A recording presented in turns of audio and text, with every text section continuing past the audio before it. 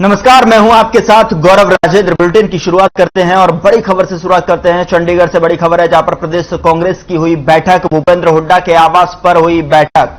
राहुल गांधी को अध्यक्ष बनाने का प्रस्ताव पास। हरियाणा कांग्रेस ने पास किया प्रस्ताव। पूर्व प्रदेश अध्यक्ष कुमारी शैलजा बैठक में हुई शामिल। करण चौधरी, रणदीप सुरजेवाला बैठक में नहीं हुए शामिल। सभी लोग बैठक में शामिल हुए। उदय भान ने कहा, कुछ लोग मजबूरी की वजह से नहीं आ सके। कांग्रेस में कोई गुटबाजी नहीं, ये उदयवान की तरफ से कहा गया। तो बड़ी खबर आपके सामने टेलीविजन स्क्रीन पर आप देख पा रहे हैं। हरियाणा कांग्रेस ने पास किया प्रस्ताव। पूर्व प्रदेश अध्यक्ष कुमारी शैलजा बैठक में मौजूद है। चंडीगढ़ से इस बीच बड़ी खबर, प्रदेश कांग्रेस की ये बैठक हुई। किरण चौधरी, रणदीप सुरजेवाला बैठक में शामिल नहीं हुए। सभी लोग बैठक में शामिल हुए हैं, ये उदयवान की तरफ से कहा गया है।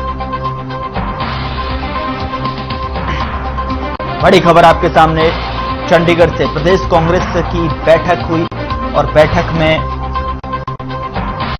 राहुल गांधी को अध्यक्ष बनाने का प्रस्ताव पास।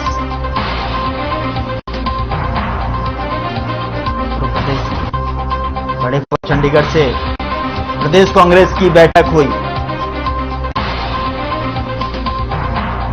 राहुल गांधी को अध्यक्ष बनाने का प्रस्ताव पास।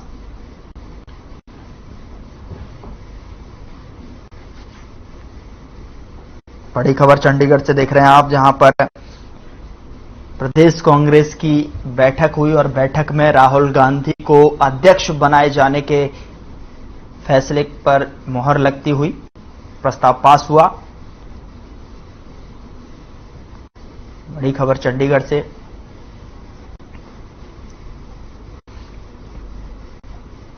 भूपेंद्र हुड्डा के आवास पर यह बैठक हुई। राहुल गांधी को अध्यक्ष बनाने का प्रस्ताव हुआ पास।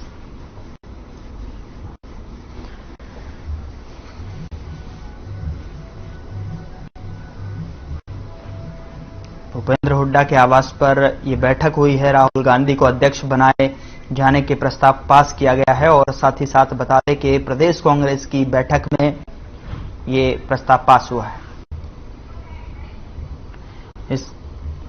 इस खबर पर ज्यादा जानकारी के साथ ब्यूरो हेड स्वरजीत सिंह बाबा हमारे साथ लाइव जुड़े हुए, उनके पास चलते हैं। स्वरजीत जी, क्या कुछ जानकारी है यहां पर राहुल गांधी को अध्यक्ष बनाए जाने के प्रस्ताव पर मंजूरी मिलती हुई? देखिए, बिल्कुल गौरव, ये साफ कर दिया हरियाणा प्रदेश कांग्रेस ने भूपेंद्र सिंह हुड्डा जी राहुल गांधी को अध्यक्ष बनाने को लेकर के हरियाणा कांग्रेस ने समर्थन जताया है। उन्होंने साफ कहा है कि हम कांग्रेस पार्टी के नए अध्यक्ष राहुल गांधी होने चाहिए और इस बात की हम समर्थन करते हैं। और भूपेंद्र हुड्डा ने ये कहा कि राहुल गांधी की अगुवाई में कांग्रेस एक बार फिर जो है सत्ता में वापसी कर सकती है। जिस प्रकार से भारत जोड़ो यात्रा जो है राहुल गांधी के द्वारा निकाली जा रही है और हर प्रदेश में जहां जहां से यात्रा होकर के गुजर रही है, वहां से भारी जो लोगों का समर्थन है वो मिल रहा है। इसे देखते हुए राहुल गांधी ही एक तरह से विकल्प उन्होंने बताया कांग्रेस पार्टी की, जो नैया पार कर सकते हैं। गौरव, तो इस बार भी पतवार जो है राहुल गांधी के हाथों में साफ तौर पर जाती हुई दिखाई दे रही है। लेकिन कहीं ना कहीं अगर सवाल यह भी उठता है कि इस बैठक में अगर बात करें तो रणदीप सुरजेवाला कहीं ना कहीं नाराज रहे, यहां पर नहीं पहुंच पाए, शामिल नहीं हुए। उस विषय पर क्या कुछ कहना है? क्या कुछ अभी भी पार्टी में गुटबाजी किसी तरीके के देखने को मिल रही है? देखिए, ऐसी बात जो है वो नजर नहीं आई कि दिल्ली से खास तौर पर भगौरा जी यहाँ पर मौजूद रहे और उनकी मौजूदगी यहाँ पर दर्ज की गई। और भूपेंद्र सिंह हुड्डा ने पत्रकारों के सवालों के जवाब देते हुए उन्होंने साफ तौर पर राहुल गांधी की ही बात की। जब सुरजेवाला से संबंधित प्रश्न पूछा गया तो उन्होंने उस प्रश्न को टालते हुए बड़ी सफाई से ये कहा कि इस समय कांग्रेस एकजुट है। और खासतौर पर जब हम हरियाणा कांग्रेस की बात हमने की तो उन्होंने ये साफ कर दिया कि सब कुछ बिल्कुल सामान्य है, बिल्कुल सब कुछ एक दूसरे के साथ एकजुट होकर के कांग्रेस पार्टी को सत्ता में लाने का पुरजोर प्रयास कर रहे हैं। और उन्होंने ये कहा, साथ ही उन्होंने फिर ये मौका नहीं छोड़ा इलीगल माइनिंग को लेकर के और बढ़ती महंगाई को लेकर के, बढ़ती बेरोजगारी को लेकर के हरियाणा प्रदेश सरकार, मनोहर लाल सरकार को भी उन्होंने घेरने का मौका नहीं छोड़ा। लेकिन स्वरजीत जी, क्या वजह रही आखिरकार, जो कि अगर पिछले दिनों से अगर मैं बात करूं तो सबसे ज्यादा जो आगे इस रेस में जो नाम था वो अशोक गहलोत का था, लेकिन एक बार पहले अगर पिछली तरफ जो मैं नजर डालूं तो 24 साल, लगभग 24 साल सोनिया गांधी के हाथ में था यह अध्यक्ष पद, 1998 से 2017 तक। 2017 के बाद में फिर राहुल गांधी ने 2019 तक संभाला, 2019 के बाद अभी भी फिर जो है सोनिया गांधी के पाले में चला गया। लेकिन क्या वजह रही, जो विपक्षी पार्टियां लगातार आरोप लगाती रही है कि परिवारवाद कहीं ना कहीं इस पार्टी पर हावी है और एक बार फिर से पलट जाता हुआ? जी देखिए, अभी गौरव आपको याद होगा 2019 के बाद एक नाम चर्चा में आया था। मैं ये कहूंगा 2019 चुनाव में एक नाम, 2018 में एक नाम बड़ा तेजी से चर्चा में आया था, वो नाम था प्रियंका गांधी का। प्रियंका गांधी को इंदिरा गांधी के रूप में विकल्प के तौर पर देखा जा रहा था। ये सुखबुगाहट थी और ये चर्चा बहुत ज्यादा गर्म थी कि प्रियंका गांधी जो है वो आगे चल करके कांग्रेस की नेता पार्टी प्रदेश में हाल हुआ कांग्रेस पार्टी का ये जग जाहिर है। तो उसे देखते हुए देखिए, जिस प्रकार से आपने कहा कि 24 साल सोनिया गांधी के हाथ में कमान रही कांग्रेस पार्टी की और राहुल गांधी उपाध्यक्ष रहे कांग्रेस की, और उन्होंने इस्तीफा भी दिया था एक बार फिर, जब जिस समय वो अध्यक्ष के तौर पर कांग्रेस के नेताओं के पसंद बने हुए। एक तरफ अशोक गहलोत का नाम चर्चा में आता है तो दूसरी तरफ एकदम कांग्रेस पार्टी से गर्मा जाती है बात कि राहुल गांधी विकल्प है। तो देखिए, कहीं ना कहीं तो विपक्षी पार्टियां या विपक्षी राजनीतिक दल है वो लगातार ये आरोप पर परिवारवाद का आरोप लगाते आए हैं, तो कहीं ना कहीं कांग्रेस पार्टी इसमें आकर के घिर जाती है। और यही कारण है कि यहाँ पर कांग्रेस पार्टी को जो जवाब देना बहुत ज्यादा मुश्किल एक तरह से हो जाता है। भूपेंद्र सिंह हुड्डा ने भी परिवारवाद से संबंधित जब सवाल पूछा गया तो उन्होंने कहा कि गांधी परिवार ने इस देश की आजादी से लेकर इस देश को नए नए आयाम हासिल करवाने तक अपनी भूमिका जो है वो निभाई है। तो विकल्प के तौर पर या यूं कहें कि उन्होंने कहा कि देश की जो सत्ता है सही मायने में और देश की जो इकोनॉमी है सही मायने में अगर कोई चला सकता है तो वो गांधी परिवार चला सकता है। तो कहीं ना कहीं राहुल गांधी को एक बार फिर जो है उन्हें खुश करने के लिए मैं ये कहूंगा, या परिवारवाद को बढ़ावा देने के लिए एक तरह से इस समय राहुल गांधी का नाम एक बार, लेकिन आपने बिल्कुल महत्वपूर्ण और सही बात, सटीक यहां पर बात कही, जिस तरीके से सोनिया गांधी की जगह और उनका चेहरा माना जा रहा था 2019 की अगर मैं बात करूं, उन्होंने कैंपेन में भी जान फूकी थी। मैं लड़की हूं, लड़ सकती हूं का नारा भी उनकी तरफ से दिया गया, धरातल पर काफी ज्यादा मेहनत करते हुए दिखाई दी। लेकिन कहीं ना कहीं इस चीज का जब मामला जिक्र आता है, विपक्ष जो है लगातार इसका जिक्र करता है कि परिवारवाद की पार्टी है, वो अपने हित में ही अपने जो है सारे एजेंडे चलाती है। तो ऐसे में क्यों, अगर इसका जवाब क्या देगी अब पार्टी, जो विपक्ष लगातार हावी रहता है? क्योंकि एक बार फिर से राहुल गांधी के हाथ में सत्ता, क्या अब की बार जो है चुनाव नहीं लड़ेंगे राहुल गांधी, अध्यक्ष पद पर रहेंगे? क्योंकि इस पर भी उनसे सवाल किया गया, जब भारत जोड़ो यात्रा के दौरान पत्रकारों ने इस पर सवाल किया तो उनकी तरफ से यही कहना था कि अगर मैं चुनाव लड़ूंगा और अगर नहीं लड़ूंगा तो किस वजह से नहीं लड़ूंगा ये भी बताऊंगा। स्वर्णजीत जी देखिए, इस समय मैं तो हम तो ये कहेंगे गौरव के इस समय ना तो ये निगला जा रहा है और ना ही ये बाहर फेंका जा रहा है, या ना तो ये थूका जा रहा है। तो इसलिए स्थिति जो है कांग्रेस के लिए बनी पड़ी है, क्योंकि एक तरफ अगर कांग्रेस पार्टी का प्रधानमंत्री चेहरा की बात आती है तो तब राहुल गांधी का नाम सबसे आगे आता है। अगर कांग्रेस पार्टी के अध्यक्ष की बात आती है तो तब राहुल गांधी का नाम सबसे ज्यादा चलन में रहता है। तो इसीलिए कहीं ना कहीं तो मेरी एक बार और मैं बताना चाहूंगा गौरव, G23 के जो नेता कांग्रेस पार्टी के बड़े बड़े दिग्गज नेता, कपिल सिब्बल जैसे नेता, गुलाम नबी आजाद जैसे नेता जब आरोप लगाते हैं पार्टी पे, मनीष तिवारी जो कि मौजूदा सांसद हैं कांग्रेस के, वो जब आरोप लगाते हैं तो कटघरे में कहीं ना कहीं पार्टी खड़ी होती है। और जब मनीष तिवारी से ये सवाल ट्वीट के माध्यम से किया जाता है तो वो ये कहते हैं कि मैं किराएदार नहीं हूं पार्टी का। तो ऐसे महत्वपूर्ण सवाल इसीलिए होते हैं कि परिवारवाद में उलझ कर रह जाती है कांग्रेस पार्टी, और यही कारण है कि नरेंद्र मोदी जो है वो लगातार कांग्रेस पर हावी होते आए हैं और परिवारवाद का वो नारा देते आए हैं, परिवारवाद को लेकर के वो लताड़ते आए हैं। और इसका यह देखने को भी मिलता है। और जिस प्रकार से भारतीय जनता पार्टी, अगर मैं बात हरियाणा की करूं गौरव, तो लगातार परिवारवाद भारतीय जनता पार्टी भी ये आरोप लगाती आई है, परिवारवाद हरियाणा कांग्रेस में भी है। अगर भूपेंद्र सिंह हुड्डा अपने सपुत्र को, दीपेंद्र हुड्डा को आगे लाने के लिए, मुख्यमंत्री चेहरा बनाने के लिए या उन्हें पार्टी की भागदौड़ संभालने के लिए लगातार कशमकश करते रहते हैं, और जो सूत्र भी बताते हैं कि भूपेंद्र अगर आप बात देखें तो गौरव, आज की भी अगर बैठक हुई है, इससे पहले जितनी भी महत्वपूर्ण बैठकें हुई हैं, सूरजभान जो कि पार्टी के मौजूदा कांग्रेस पार्टी के हरियाणा के अध्यक्ष हैं, लेकिन भूपेंद्र सिंह हुड्डा बागडोर संभाले रहते हैं, यह भी बहुत बड़ा प्रश्न चिन्ह है। तो लगातार परिवारवाद, लगातार मैं ये कहूंगा नेतावाद जो है कांग्रेस पार्टी पर हावी है, और इसका खामियाजा इन्हें भुगतना पहले भी पड़ा था 2019 में, 2014 में सत्ता से वापसी हुई थी, और 2019 में दोबारा सत्ता में भारतीय जनता पार्टी आई थी, और अब 2024 की रणभूमि है। तो ये देखना होगा इससे कैसे निजात मिलेगी, लेकिन इस समय राहुल गांधी का नाम अध्यक्ष के लिए सबसे ऊपर चल रहा है।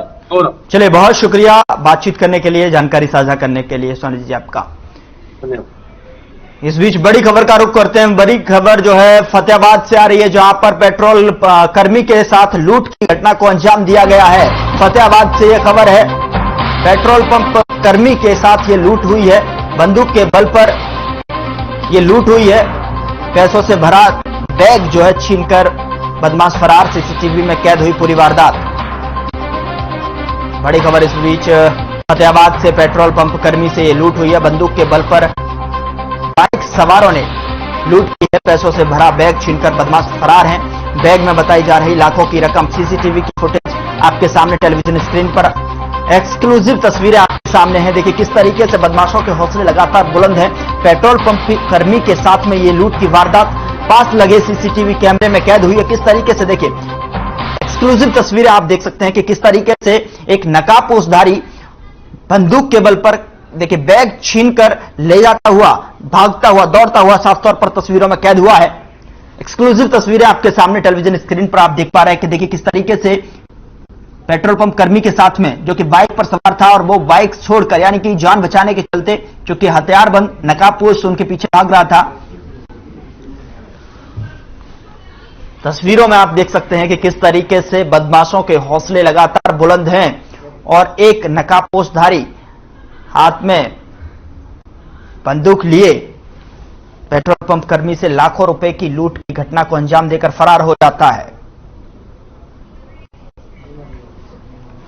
सीएम मनोहर लाल ने नूर हुसैन को दी श्रद्धांजलि। नक्सली हमले में हुए थे शहीद, मेरी शोक संवेदना परिजनों के साथ हैं। सीएम ने कहा है भारत की उनकी, भगवान उनकी आत्मा को शांति दे।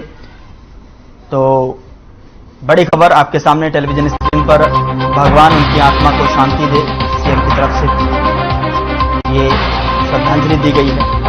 सीएम मनोहर लाल ने नूर हुसैन को श्रद्धांजलि दी। नक्सली हमले में हुए थे शहीद, शोक संवेदना परिवार के साथ, सीएम की तरफ से कहा गया भगवान उनकी आत्मा को शांति दे। बड़ी खबर आपके सामने टेलीविजन स्क्रीन पर, सीएम मनोहर लाल ने नूर हुसैन को श्रद्धांजलि दी। नक्सली हमले में हुए थे शहीद, मेरी शोक संवेदना परिवार के साथ हैं, भगवान उनकी आत्मा को शांति दे, ये सीएम की तरफ से कहा गया है। और बड़ी खबर इस वक्त की आप टेलीविजन स्क्रीन पर देख पा रहे हैं, ट्वीट करके आप देख सकते हैं, उन्होंने श्रद्धांजलि अर्पित की है।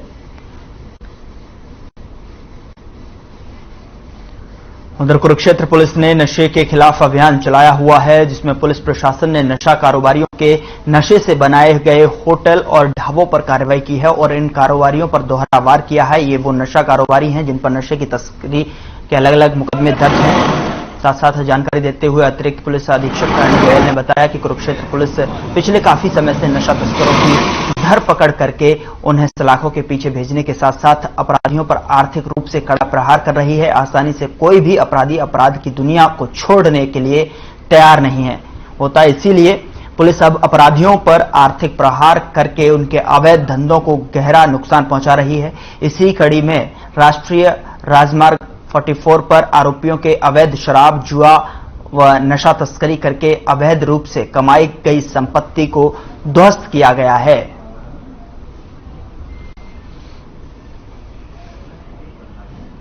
क्षेत्र पुलिस द्वारा नशा तस्कर और जो ऐसे कारोबारी हैं जो नशा का व्यापार करते हैं, एनडीपीएस और अवैध शराब, एक्साइज के या जुआ खाई वाली का जो काम करते हैं, उनके खिलाफ एक अच्छी कार्रवाई पुलिस प्रशासन द्वारा की गई है। राष्ट्रीय राजमार्ग 44 जो कि दिल्ली चंडीगढ़ हाईवे है, इसके आसपास बने हुए अवैध निर्माण या जो एनक्रोचमेंट्स की गई थी, काफी ढाबे थे जो जिनपे पहले कई मुकदमे दर्ज हैं। ऐसे ढाबों के आसपास के जो अवैध निर्माण थे वो NHAI के साथ मिलकर कुरुक्षेत्र पुलिस ने एनक्रोचमेंट्स ऐसे रिमूव करी। उधर यूपी की तर्ज पर अब हरियाणा के में भी नशा तस्करों पर बुलडोजर चला है। अंबाला की कुम्हार मंडी में अवैध कमाई से बनाई गई बिल्डिंग पर प्रशासन बुलडोजर चला है। पिछले 6 महीने से अब तक नशा तस्करों की अवैध संपत्ति पर पुलिस की यह तीसरी बड़ी कार्रवाई है।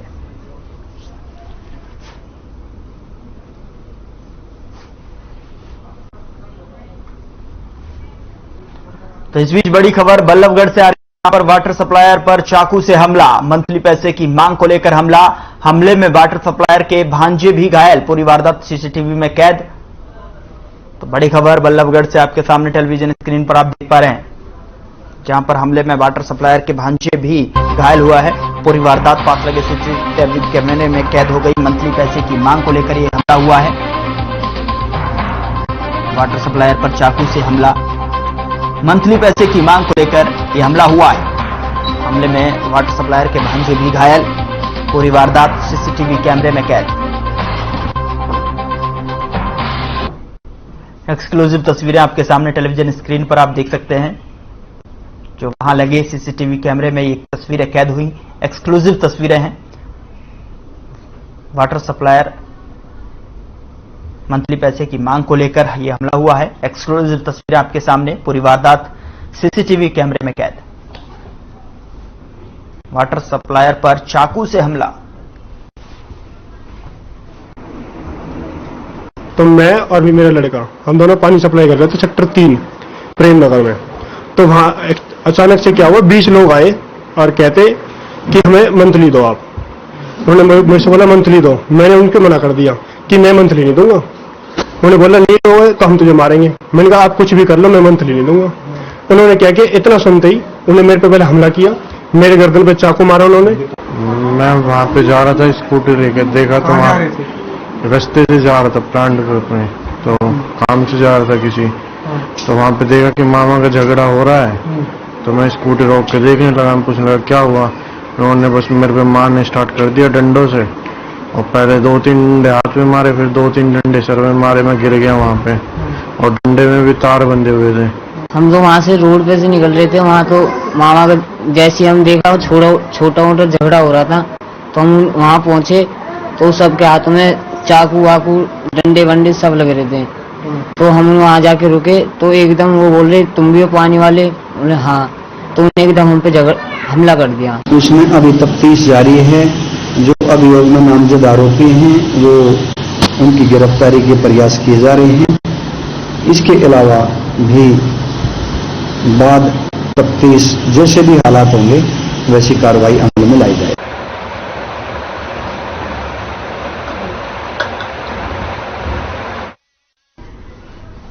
उधर अंबाला में पिछले 50 दिनों से एक युवक संदिग्ध परिस्थितियों में लापता हो गया है, जिसकी तलाश में परिजन दर दर भटक रहे हैं। आपको बता दें कि परिजनों ने ग्रामीणों के साथ गृह मंत्री अनिल विज के आवास पर पहुंचे, जहां उन्होंने न्याय की गुहार लगाई। वहीं मीडिया से बात करते हुए परिजनों ने बताया कि गृह मंत्री अनिल विज मुलाकात की है। इस दौरान उन्होंने एसपी से बात कर जल्द से जल्द कार्रवाई करने का भी आश्वासन दिया है।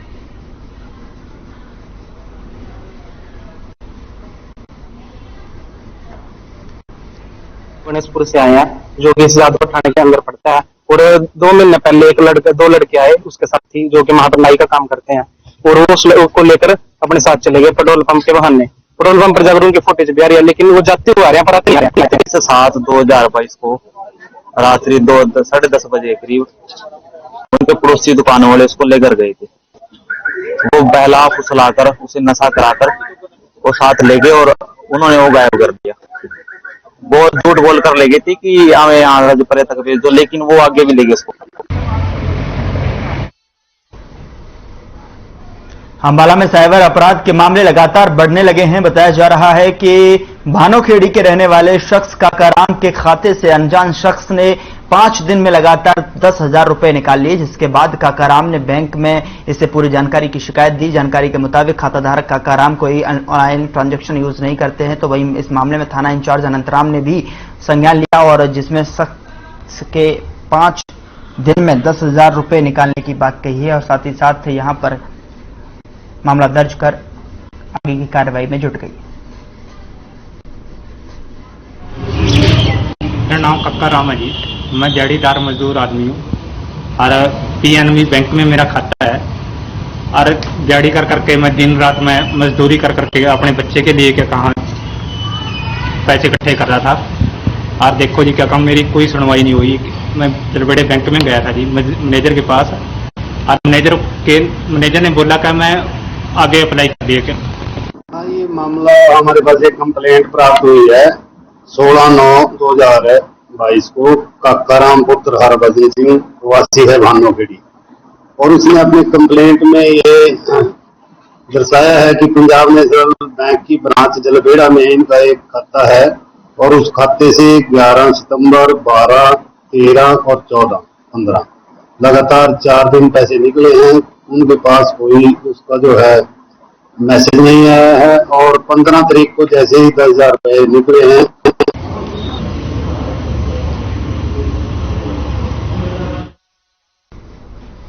फिलहाल बुलेटिन में इतना ही। नमस्कार।